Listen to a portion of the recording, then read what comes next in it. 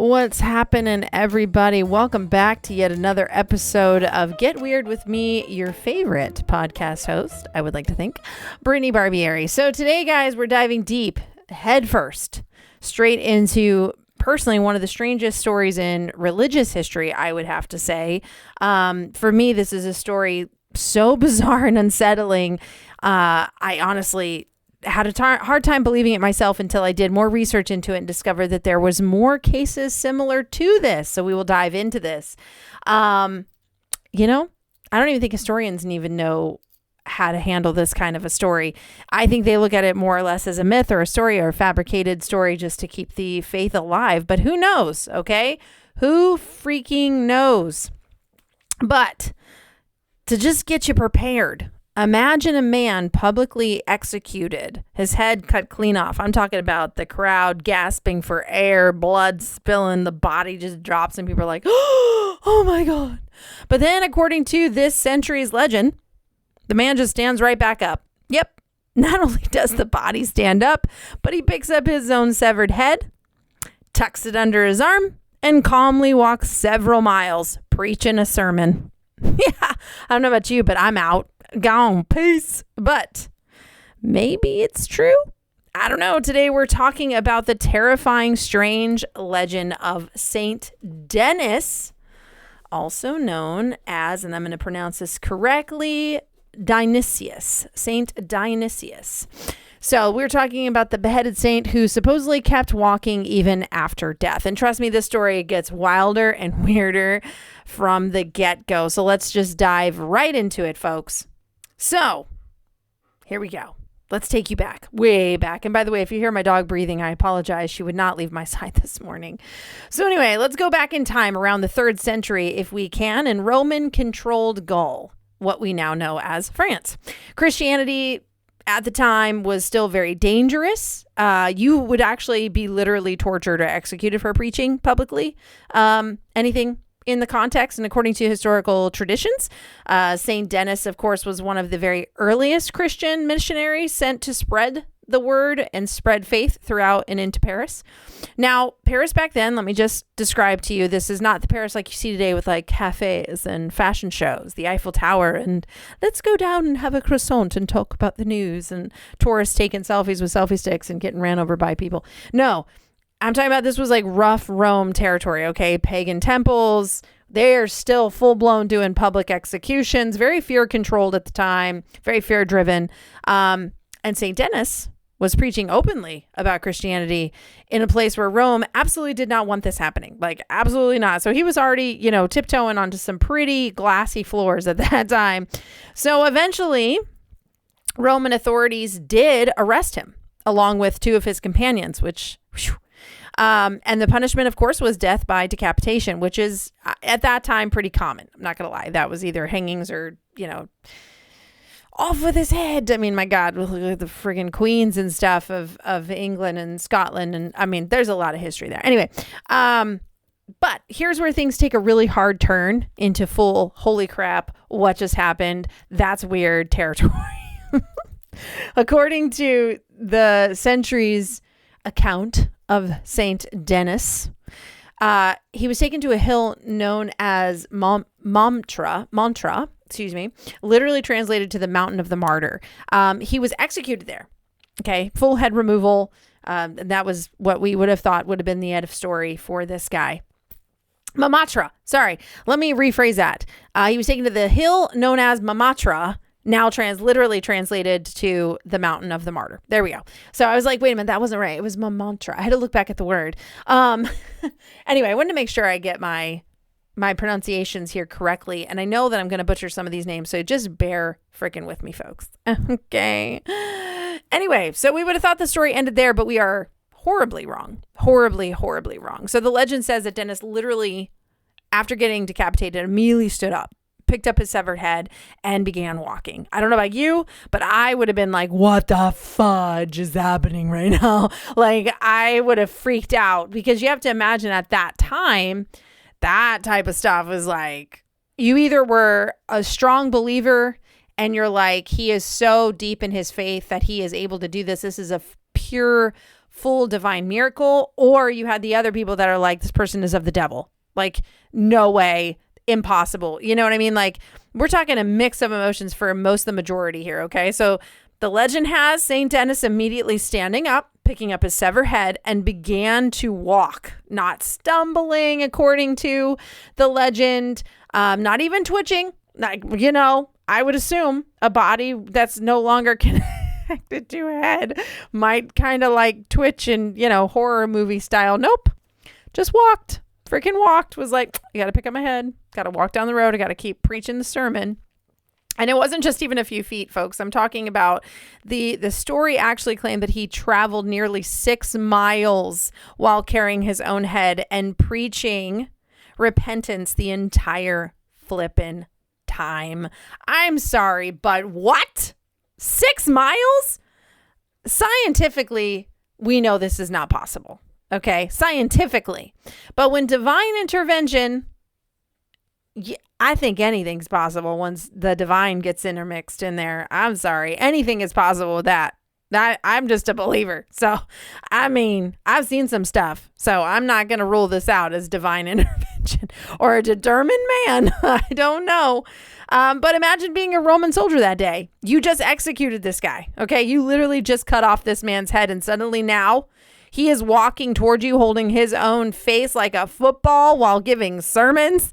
People, let that sink in for a second.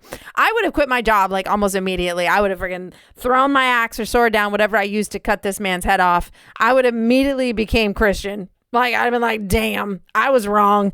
Whatever he's got, I want, because even death can't stop you. Like, and I would have probably not only changed my religion, but I would have moved to a different country because I would not have wanted to be in the same country that this being like stood up in.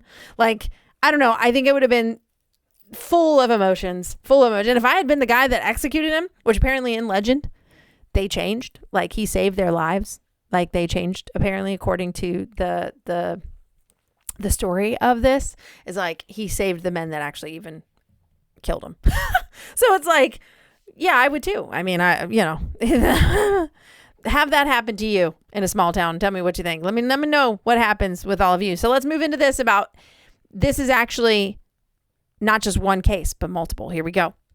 So this is a real freaking thing, and it is called cephalophores. And I'm not making this stuff. This is where history gets even stranger and weirder. So Saint Denis is not alone, people. He is not the one and only case of like a miracle, of a decapitation miracle. This is actually an entire category of saints known as cephalophores, which literally means the head carriers. And I'm not making this up. Look it up. Freaking look it up. So in history, multiple stories of saints carrying their own severed heads after execution actually exist, to the point to where they actually made up the terminology for it. And I'm not making this up. Please look it up. I want to make sure I get these names correctly. Saint Aphroditus allegedly carried his own head to a chapel. Yeah, okay. Another one is Saint Nicasius, who supposedly continued reciting scripture after decapitation. That one is a little bit more believable because we know that our brain and our head actually is conscious after being severed for, like, I don't remember, don't quote me, but I know that it scientifically is a long period of time and it shouldn't be that long period of time. And then there's even Saint Valerie, according to legend, who supposedly handed her severed head to a bishop after execution. Okay, so I wrote those down because, excuse me if we don't stop for a second and talk about this. Okay. So I wanted to, as you know me, I look into research. I look into, is this things one-off cases? Are these legends and lores, or like, are there multiple cases? Obviously there is a ton of medieval paranormal history. Okay. And I am all about let's diving into that as an investigator, researcher, field researcher. These are topics that I absolutely am obsessed with. And I love it because I think so much from our medieval era and a lot of different eras and periods of time we have lost, and we don't talk about enough about some of the cool supernatural stuff that took place, and paranormal freaking horror stuff mixed into one. But these were real accounts that were documented, and whether we want to poo-poo the way down now or whatever, but they happened enough to be completely talked about, created a category off of, and literally spoken about today in multiple ways. So for me, there's some truth to this, whether you want to believe it or not, I don't care, but this stuff freaking happened. Okay. Because this is like full medieval paranormal mixed with religious miracles. Okay. Which is freaking creepy. Again, put yourself in the shoes of that period of time with those people. I mean, I can't even right now. And what's fascinating about these stories is that they were taken like seriously for centuries. They were taken so seriously. Okay. Entire churches were built around some of these legends, even paintings and statues and pilgrimages and people genuinely believing that these events took place and happened. So there has to be some truth to it. There has to be some merit to it. And imagine this didn't just happen in front of like 3 people. These public executions were public executions. It's a lot of people witnessing what transpired and what happened to document it. So again, for me, as an investigator or even looking at it like a crime scene, we now have multiple eyewitnesses and not just 1 or 2 that all be like, yeah, let's just say that's what happened because it's freaking weird. You know what I mean? Like, no, we're talking about multiple eyewitnesses. So honestly, whether you believe it or not, you still have to admit that this story is deeply weird and extremely cool. And why we're not talking about it is just freaking, I don't know. So historians today often interpret these stories symbolically, right? They like to, twist it about while your mother is out. So some scholars believe that the image of carrying one's own head represented spiritual triumph over death. Okay. A message that faith survives even past physical destruction, such as decapitation. That's a good one. But, we have to also break down that other stories evolved over time through oral traditions, becoming more supernatural with each retelling, kind of like telephone. So I get that aspect of it. But again, this is not just one person witnessing an execution. This was multiple eyewitnesses in a public setting.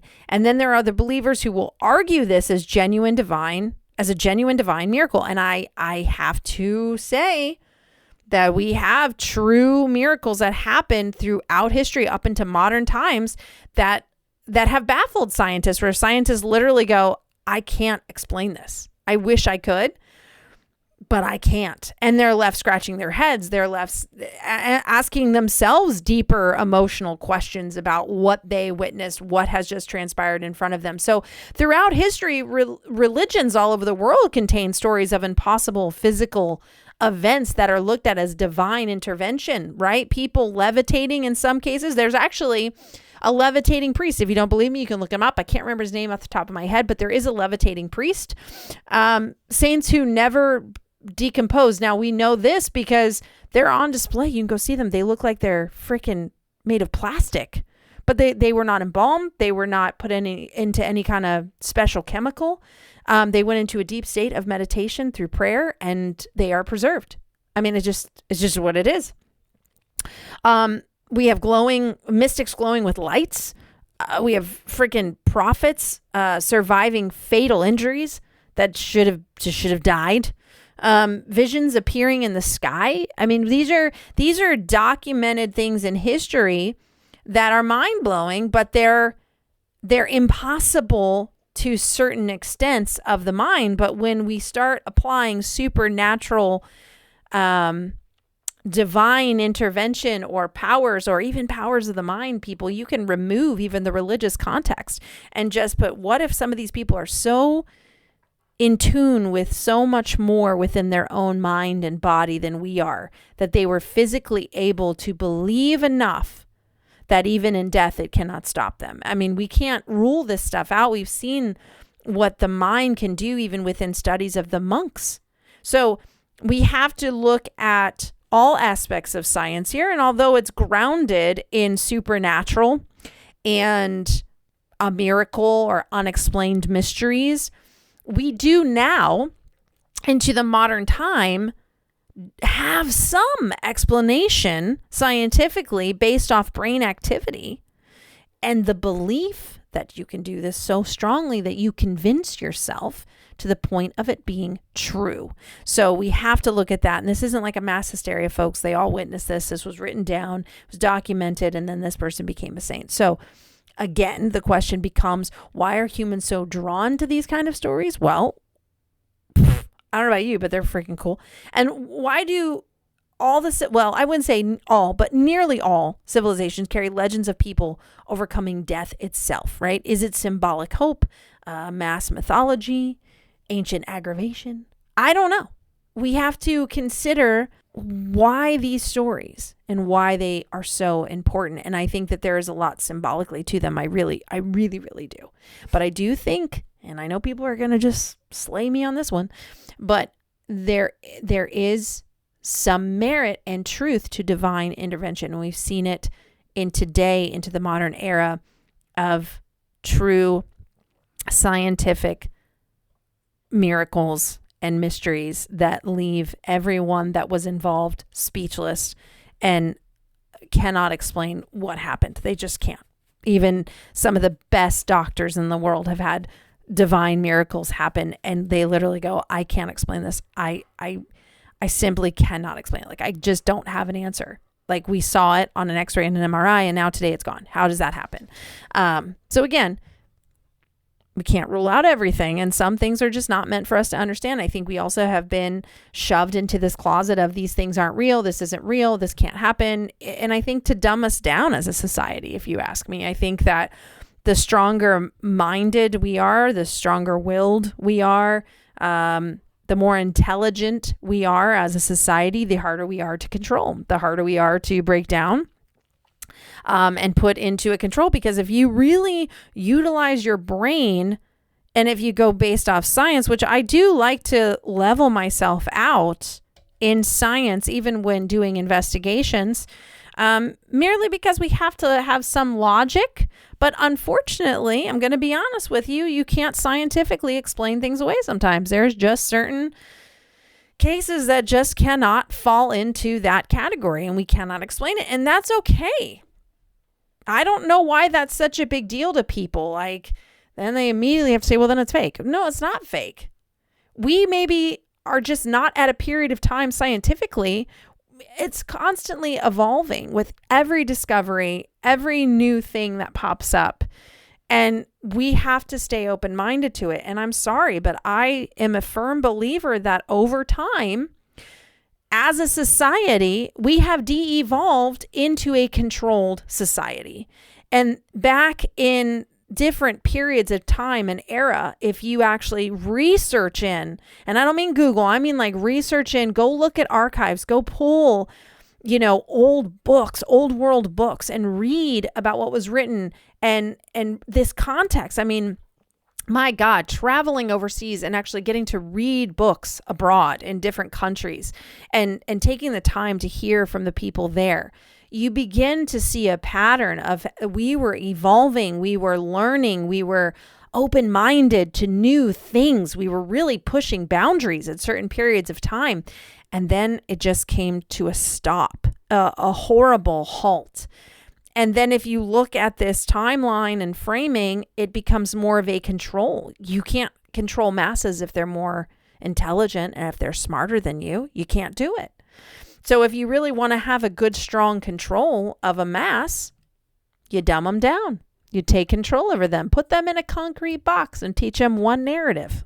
Like, you simply become just fish in the sea going in the same direction over and over again. You're not going anywhere else, or the sheep. You're just doing the same routine every day. One gets scared, y'all get scared, y'all get running. It's inevitable. It's the same thing. But I think the more we can open our mind, the more we can start questioning, the more we can start challenging even ourself and our brain capacity. I mean, really challenge your brain one day and watch how tired you feel, because your brain is not used to working that hard or that much. But expand it through meditation and prayer and just different techniques of sounds. There's frequencies that can open up different parts of the brain that we just don't use and tap into. And it's nothing scary. It's nothing wrong. It's been scientific. The monks have done it for forever. And there's other cultures that dig and dive deep into this type of depth of understanding of the brain and what the brain can do and healing it can do on ourselves. There's a lot to it. And there are some scientists that are actually studying this because it fascinates them, and they are trying to expand and evolve and open their mind, even as a scientist, through a scientific community. So it's really compelling. And I know I kind of went off a little tangent there, but I think we just have to really be open-minded on these types of topics. And I like talking about these topics because it takes you into a place where it's uncomfortable. to go because you're going to fight yourself and you're going to fight what we have been taught. But imagine if you were just a little kid for a minute and your brain is like a sponge and you want to learn everything about everything. You don't want to be told just one narrative. I want to look at a different narrative and maybe this culture or this person's history. Like you want to absorb and learn it all because you want to see all aspects of it. And so I think that's what we need to do as adults too, is not just say, no, this is what it says. And this is what I was taught. I don't give a crap what you were taught. I was taught the same thing. But there comes a point where you kind of have to take a step back and look at the bigger picture and really dive into these cases that just really baffle the mind and push you into a very uncomfortable place. And sometimes when we're uncomfortable is when we make some of the best discoveries and we make giant leaps within ourselves and within different field studies. And that's really what we have to do. We have to become uncomfortable, and that's okay. So, let me get back into this before because I am literally off track. Okay. So personally for me, what creeps me out about Saint Denis, and I will be honest with you, is not even the fact that he like grabbed his head and started walking. It's the calmness of the story and how it is talked about today. And for me, I don't even want to use the word creep out. I think it is what intrigues me and gives me a little bit of a, well, that's odd, right? So why am I creeped out by it reading it? If the people that lived it, shared the story all the way through, and talk about it today, are very calm about it. There's no chaos. There's no revenge. I mean, I want you to think about this.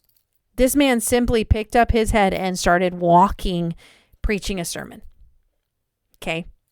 I mean, this is like a dreamlike state for anybody watching. I think you're in complete shock. Something straight out of a nightmare. You know what I mean? Like something that I would have assumed later that day, people would have been sitting around in their home with candles being like, so today I've got a story for you. And honestly, that is probably exactly what happened. I'm not going to lie. But imagine hearing this in that time frame with no electricity, no internet, no modern medicine, just dark cathedrals, flickering candles, and someone is telling you about a dead saint wandering through the night carrying his own head. I don't know about you, but I would sleep for weeks because of the time and everything. And again, it's putting yourself into it. But for me, it's how calm everyone was talking about this and how it got translated down through history and how it's still talked about today is like, it's revered. It's something straight out of, I can't even think of the right word. It's just something that people look at with such peace as a confirmation of life after death, and the faith that we have can truly move mountains, and somebody even in death can believe and will it to be so, and he willed it to be. And there's just so much there that is so powerful and prophetic, and it's amazing. It's beautiful. It's just absolutely beautiful. And so the legacy of Saint Denis lives on today, and it stands as one of the most important historical, the Basilica of Saint Denis. So the church of said Saint Denis is one of the most important historical churches in France today. And many French kings were actually buried there, and Saint Denis became one of the patron saints of France itself. And his image still appears in artwork holding his own severed head, which honestly is one of the most mental saint portraits of all time when you see this idolized saint holding his own head.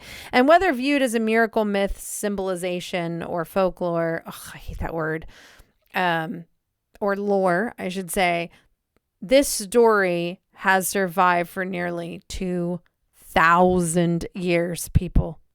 Okay. That alone says something. Like, to me, that says something really, really awesome. So because weird stories survive for a reason, they will always stick with us. They will always haunt us. They make us question reality just enough to keep listening, to keep searching, to keep diving deeper and deeper into these unknown cases. And maybe that's maybe that's where we leave for today. Did Saint Denis truly carry his own head after execution? Was it misunderstood as a legend that evolved over centuries? Was it a symbolic religious metaphor? Was it a divine miracle? Was it just humanity's fascination with overcoming death itself and idolization? I don't know. I don't have an answer. But what I do know is that history is far stranger than fiction sometimes. And whether you believe these stories or not, they are real pieces of history, real legends filled with real beliefs passed down through generations, because sometimes, they refuse to die themselves. And so kind of like Saint Denis himself, his legend will never die. It's going to continue to be told for years, and years. But I will say thank you for hanging out with me on another episode of Get Weird. I hope you enjoyed this episode. I know I rambled a little bit on and off, but make sure you follow. Make sure you tune in and share it with your fellow lovers of the strange, the weird, and the unexplained. As I dive into these crazy cases, because I love them and I think we should talk about them more because they are so fascinating, and they're historical. There is some truth within this story. There is truth. And just because something sounds so impossible, it doesn't mean people didn't swear that they saw it happen. And it doesn't mean that it didn't happen. And I know that's hard to swallow. But another fun fact about Saint Denis. I don't know if you guys like to watch TV, but Saint Denis Medical, the name, was made and created after Saint Denis. So if you haven't watched the show, one, it's hilarious. Going into, I believe, fourth season. But great series, great show, good comedy to make this a little lighthearted. However, but it is about Saint Denis. And if I'm not mistaken, I think the first episode, Wendy McCovey actually mentions like who Saint Denis is and why they made, or maybe it was like the pilot. I don't remember, but it's in there somewhere, guys. So enjoy that. But like I always say, stay weird, everybody, because why not? And I know that my work is all over the place, but history, science, conservation, I have a very wide background in many different areas of field work and field studies.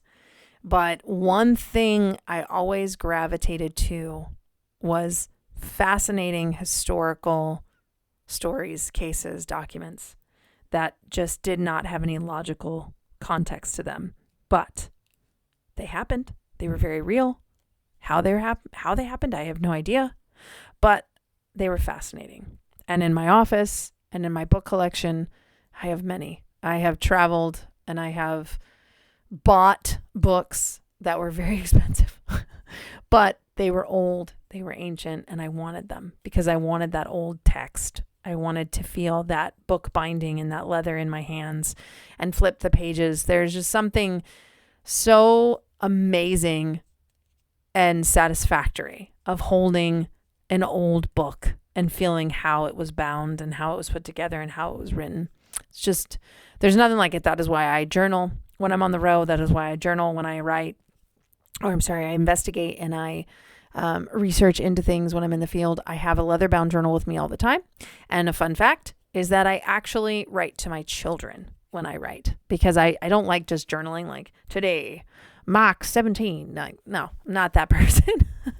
I journal to my children because I want them one day to understand where my head was versus what somebody might depict online or on a TV show. I want them to see that I was always grounded in logic, science, and a breakdown that made sense. I applied, as much as I could to a story or a field study case to break it down accurately.